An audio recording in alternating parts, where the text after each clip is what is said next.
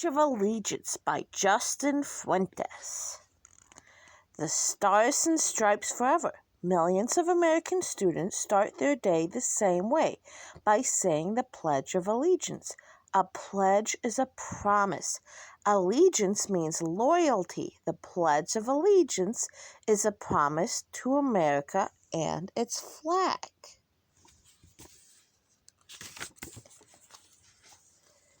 Every part of the flag stands for something. The 13 stripes stand for the first 13 states. The 50 stars represent the 50 states that make up the current country today. Fun facts: the first U.S. flag only had 13 stars because there were originally only 13 states in the colony. Something to celebrate. The man who wrote the pledge was a minister named Francis Bellamy.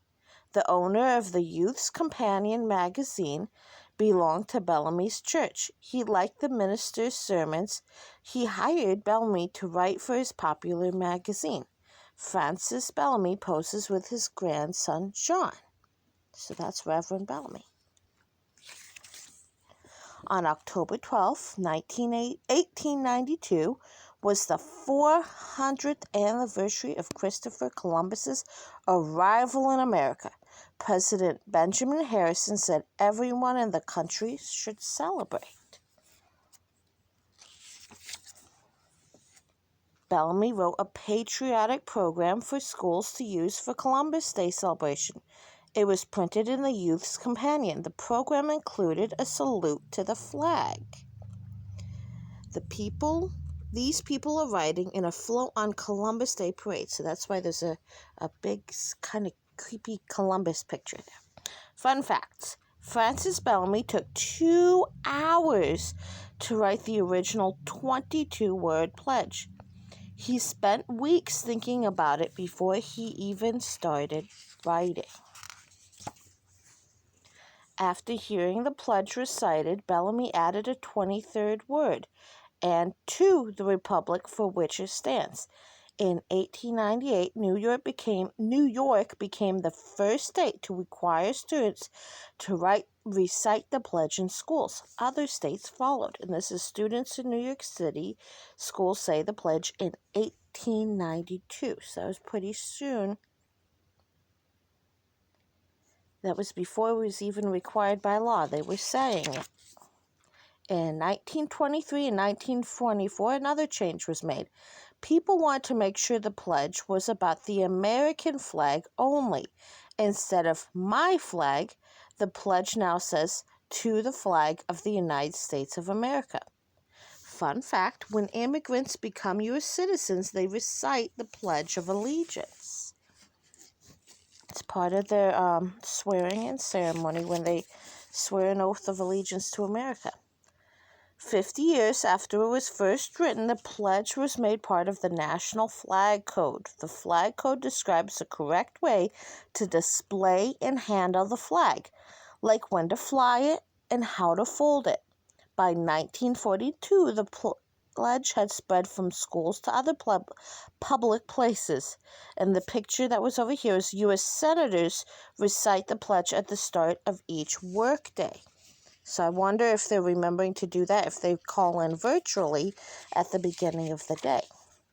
Hats off for freedom. Military men and women salute the flag when they say the pledge. We do that instead of a hand over our heart. Other people face the flag with their right hand over their heart. If they are wearing a hat, they take it off when they say the pledge. Now, if you're a soldier and you're inside a building, though, we'll usually take off our hat and still put it over our hand instead of saluting it, because you don't salute inside a building. There are 9 judges in the U.S. Supreme Court who decided that students do not have to say this pledge. So it's not required. But in 1943, the U.S. Supreme Court decided that students did not have to say the Pledge of Allegiance in schools if they did not want to. Many students choose to do so anyways. It's a choice. In 1954, President Dwight D. Eisenhower added the words "under God" after "one nation." Fun fact: Supreme Court judges decide the most important legal cases in the country. The pledge began as a salute for school children. Now many adults recite the pledge too. Americans use the pledge to remind them of their love for a great nation. And here's a little bit of fun facts about it. The pledge, some history. So this was the pledge first published in the Youth Companion in 1892. And in 1923, the National Flag Conference makes the first text changes. So the pledge has never remained the same. It's evolved. 1924, National Flag Conference makes the second text change. The pledge becomes part of the National Flag Code. So it didn't become part of the National Flag Code until 1942. 1943, the Supreme Court said that rules that students are not required to say the pledge. So you do not have to. We say it because we want to show respect to the flag and to the soldiers. And President Eisenhower adds "under God" to the pledge. Some people take that out, and that's their choice. It's still a valid pledge if you take it out. The Pledge of Allegiance. I pledge allegiance, or I promise to be true to the flag of the United States of America and to the Republic. The United States is a republic. Its citizens vote for their leaders, for which it stands, one nation, under God, indivisible. Indivisible. The belief that the United States can never be split apart, with liberty and justice for all. Every citizen is free and will be treated fairly. That's what we pledge to each other every time we say this.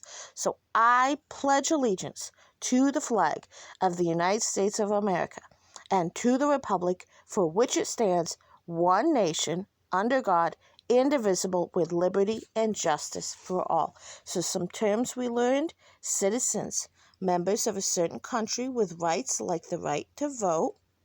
Immigrants, people who move from one country to become citizen in another. Indivisible, cannot be divided or broken into separate parts. And patriotic, showing a deep love of country. The end.